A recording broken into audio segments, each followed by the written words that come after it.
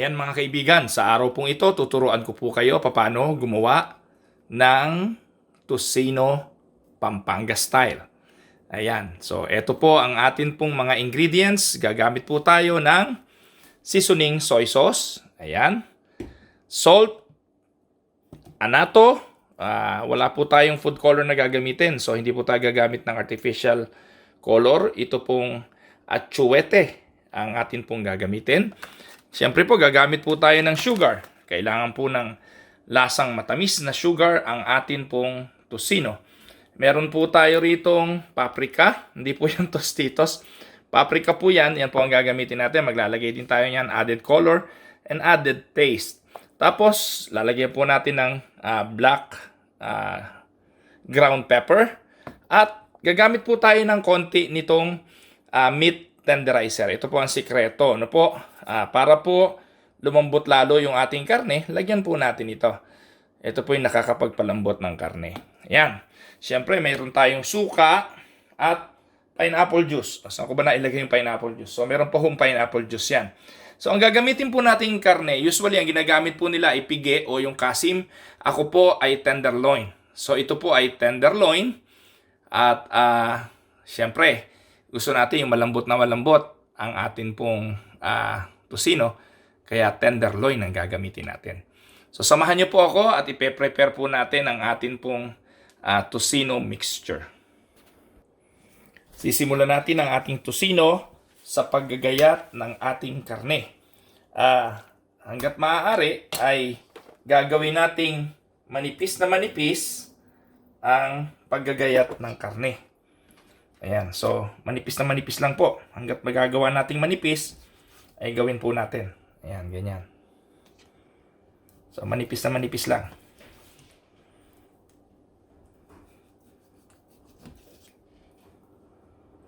So hindi naman perfect science ito. It's up to you kung paano. Yung iba nga po, bite size lang yung ginagawa nilang tocino. Ibig sabihin, yung parang maliliit na piraso lang. Yan. Take note, tenderloin po ito. Wala po masyadong taba, kaya puro meat. Konting-konti lang po yung fats niyan. Yung iba, kaya ang gusto nila yung pigi o kaya yung kasim kasi medyo may taba yun eh. Masarap nga naman yung tocino na may taba. Pero para medyo pa-healthy tayo ng konti paminsan-minsan, yung pong walang taba ang atin pong gagawing tocino. Ayan. So more or less ganyan lang po. No, manipis.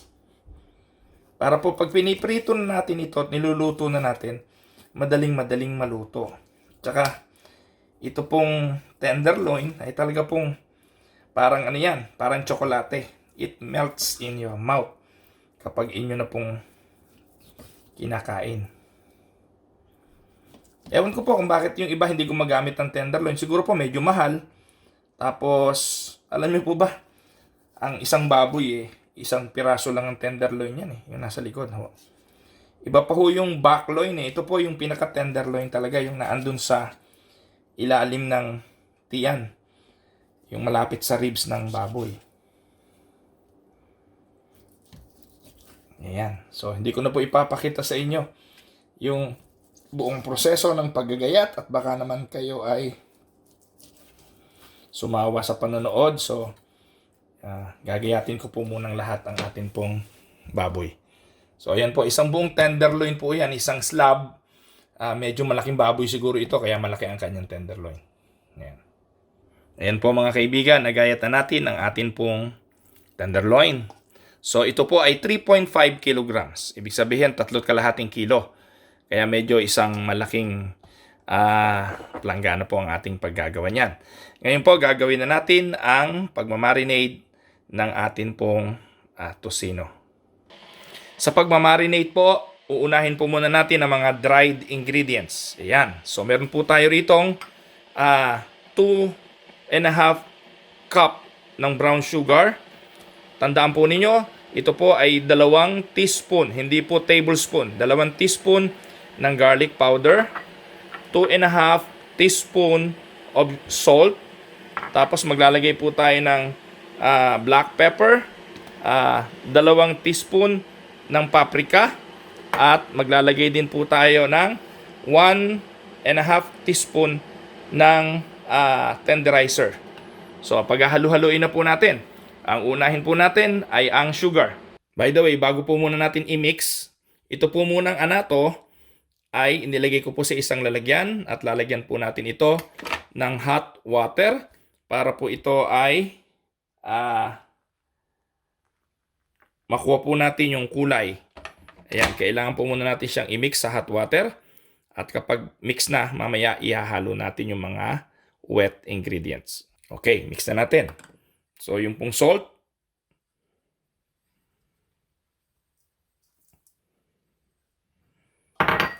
Haluin.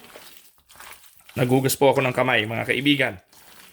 At take note, hindi naman po ito pambenta. Pero kung pambenta, just make sure na talagang naka-gloves kayo at para talagang malinis. By the way, hindi naman palibhasa pambahay ito hindi na dapat malinis. Pero gusto ko lang pong sabihin na I wash my hands thoroughly. Po. Yan. And then, lagay po natin ang atin pong sugar. Brown sugar po ang ginamit ko, mga kaibigan. Kasi para sa akin, mas matamis ito kaysa dun sa wash. Yung wash na sugar, yung puti, hindi po masyadong matamis. Ito po, masarap po ang lasa nito. Yan. Imasa nyo lang pong mabuti hanggang sa totally ang sugar ay ma-dissolve.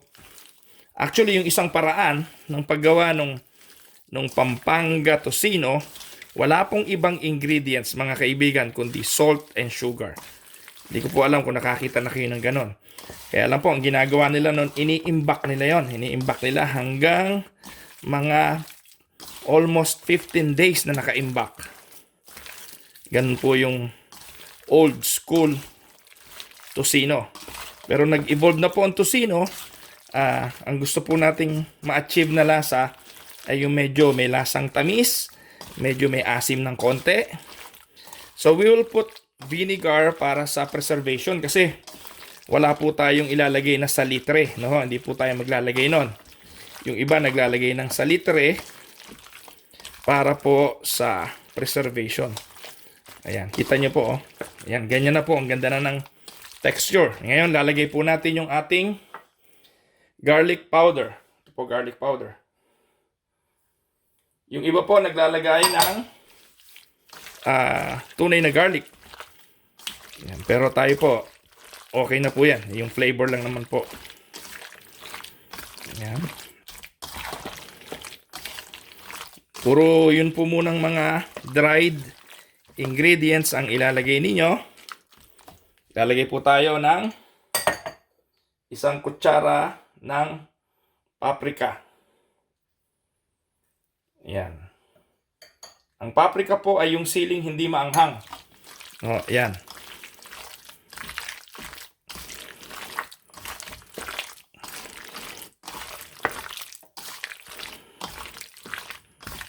Halo.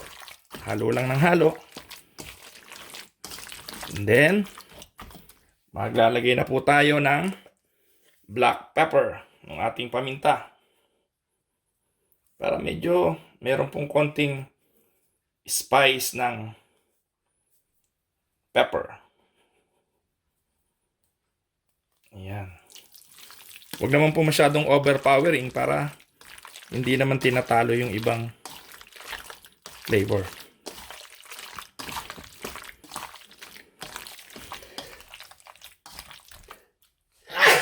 Sorry. And then the last, ilalagay po natin ang atin pong meat tenderizer. Ito pong meat tenderizer, sinearch ko po ito. Galing po ito sa katas ng dahon ng papaya. Ayan, yung peptin kung tawagin. No, correct me if I'm wrong. Pero ang purpose po nga noon ay para palambutin ang karne. Hindi niyo po ba napapansin kapag sa Pilipinas, kapag nagpapakulo ng medyo matitigas na mga karne, nilalagyan po nila ng dahon ng papaya. Yun po yun. Ang dahon ng papaya ho kasi ay merong peptin. Peptin nga yata ang tawag doon na nakakapagpalambot ng karne. Ayan po yan. Kaya huwag po kayo matakot dyan. Hindi po chemical yan. Yan po ay galing sa halaman.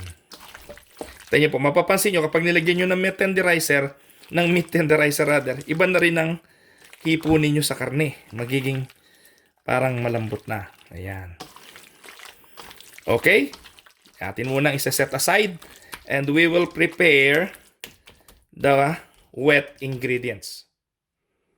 Para naman sa mga wet ingredients, ang gagamitin naman natin ay 2 cup ng pineapple juice. Lalagyan po natin ng 1/2 cup ng soy sauce o yung seasoning. Tapos, lalagyan po natin ng 3/4 cup o yung pong tinunaw natin na anato. Hindi naman po 3/4 cup yan. Nasa sa inyo po yun. Basta importante matunaw lang yung atsuete. Ayan. Sayang haluin pa natin dito. Ang gusto nating ma-achieve yung kulay na medyo mapula. Pero ayaw po natin gumamit ng food color kaya yung anato ang ating gagamitin. Yan. And then, ang huli, ang vinegar. Ito po. Ang vinegar, ano ba ito? Kalahating, 3/4 lang din, mga kapatid, mga kaibigan. 3/4 lang ng 3/4 cup. Ayan. So, pwede po nating tikman ito. Ayan. Tamang-tama lang yung acidity. Yung lasa ng pineapple. Ayan. Tsaka ng soy sauce. Lagyan pa ho natin ng konting soy sauce. Ayan. Okay. At atin po ngayong ihahalo na sa atin pong mixture. Ayan po mga kaibigan. Ibinuhos ko na po yung atin pong liquid. Ayan. At ito po ay imamarinate natin dito sa loob po ng 24 oras. 24 hours. Room temperature lang po. Ito po. Pwede nyo pong hindi ilagay sa refrigerator. Basta po room temperature lang. Ayan. At after 24 hours ay atin pong itetest. Magpiprito po tayo. Titingnan po natin kung na-achieve na natin yung kanyang consistency na hinahanap natin at yung lasa ng tocino na gusto po nating ma-achieve. Ayan. So, ayan po mga kaibigan. More or less, ito na po ang ating tocino. Hihintayin na lang natin po na ma-cure yung kanya pong liquid mixture will cure the meat. Ayan. Ayan. So, ganyan lang po kasimple. Ayan. Ito na po ang atin pong tocino after 24 hours na nakababad. Ayan. Mamaya po konti, magpiprito po tayo. Pero atin po munang ire-repack. No? Ito po ay size 7 by 5. 7 point, ano yan? Ito po. Hirap sambitin. Ayan, 7.7 inches to 5.8 inches. Ayan, ito po. Wala po tayong, ano tawag doon? Pang vacuum seal. Kaya po, dito po natin yan ilalagay. By the way, hindi naman po ito pambenta, pero para po sa nag-iisip na magnegosyo ng tocino, ipagpaumanhin ninyo kasi hindi naman po ako nagko-costing. Pero ewan ko nga ho ba paano gagawin dito kung gusto ninyong magbenta. Pero sa aking palagay ay matatansyan nyo naman kung paano, kung gusto nyo magnegosyo nito. Usually, ang nabibili po sa tindahan na tocino ay per gram. I don't know kung gaano karami yun. Pero ako po, kaya ako po nilalagay sa plastic para po isang luto lang ng isang luto. Depende kung nasa sa inyo kung gaano karami gusto ninyong iluto. Pero okay na po ito. Hindi ko po alam kung ang isang ganito, mabebenta ba ito ng mga $7. Palagi ko po mabebenta naman. So, subukan po natin kung ilan na magagawa. Magtatansya lang po tayo. Kasi ang puhunan po sa karne ay nasa $16. Po, $16 po yung karne na yan eh. Tenderloin po kasi yan. So, $16 ang isang slab. Medyo isang buong slab. Titingnan po natin kung ilan ang aabutin.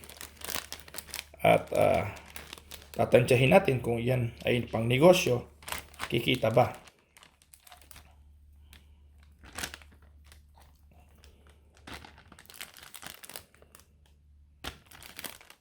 Tinatansya ko na lang po kung ilan ang laman. Pero ang ganda po ng kulay. Oh. Take note, wala po itong food color. Wala din po itong preservative. Ito po ay kulay lang po ng anato. O yung ano ba tawag doon? Yung atsuete. Ayan. Dami oh. Siguro po ito mga mahigit kalahating kilo. Ang isang isang supot. 500 grams. Tingnan natin konting sabaw para mababad pa rin po. Ayan o. Di ba? More or less ganyan po. Ganda no? Ayan. Ayan. Bali nakagawa po tayo ng siyam. Siyam na ganito. So, yung pong nabibili sa mga store na $4, napakagaang po nun, konti-konti. Ito po, punong-puno. Oh. So, kung ito po ay $5, let's say, assuming na $5 po natin mabenta ang isa. Shampoo yan, tsaka ito pa ho. Actually, makakagawa ng 10. Kaya ko lang itinira ito kasi lulutuin natin ito para matikman. So, ibig pong sabihin ay makakagawa ng 10 piraso. 10 na $5, that is $50. Ang puhunan po nito ay kalahati, $25. So, yun lang po yun. So, sa $25, pwede kang kumita ng $25. So, kung mamumuhunan ka ng $50, pwede kang kumita ng $50. So, doble ng doble. Kung $100, tubo ka ng $100.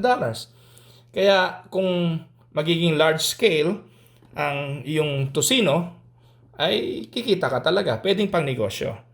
So, ito po ay tenderloin pa. Take note, hindi po ginagawang tocino sa atin sa Pilipinas ang tenderloin kasi po, napakamahal nito. So, ito po yung pinakamahal pa na karne. Pero ewan ko po, bakit dito sa Manitoba, hindi ganun kamahal ang tenderloin.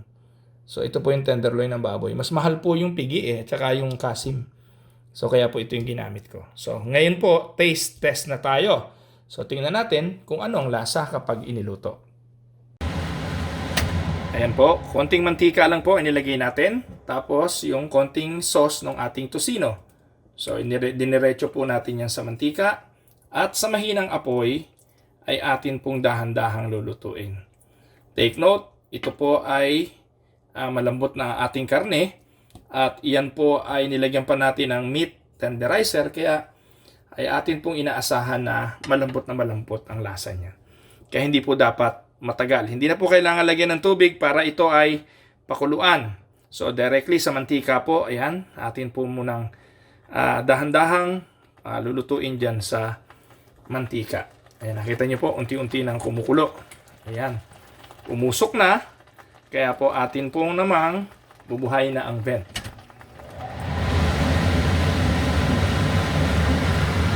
Ayan, ganyan po oh. Huwag niyong bibiglain kasi pag nasunog, mangingitim naman yung ating tocino. Kaya dahan-dahan lang po ang apoy. Ayan. Ganda no? Walang masyadong taba kasi po ito ay tenderloin. Ayan na mga kaibigan, nagmantika na at Gusto po ni Mrs. medyo sunog ng konti. Kaya medyo susunugin pa. Pero para sa akin, okay na po ito. Ayan. Patayin na natin ang kalan. At hintayin na lang po nating maluto dyan sa natitirang init ng ating kalan. Ayan.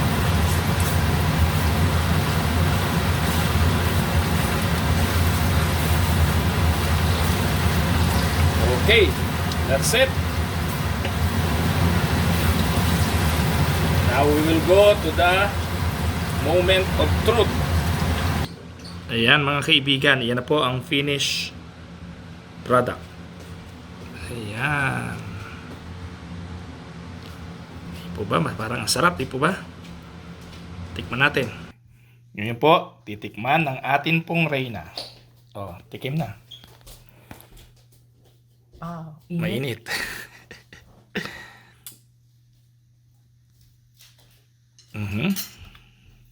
Huwag kang magsisinungaling ha. I-delete ko to pag nagsinungaling ka. Init nga. Pero malambot. Malambot, siyempre, tenderloin eh. Yung lasa, the sweetness, the saltiness, and everything. Ano?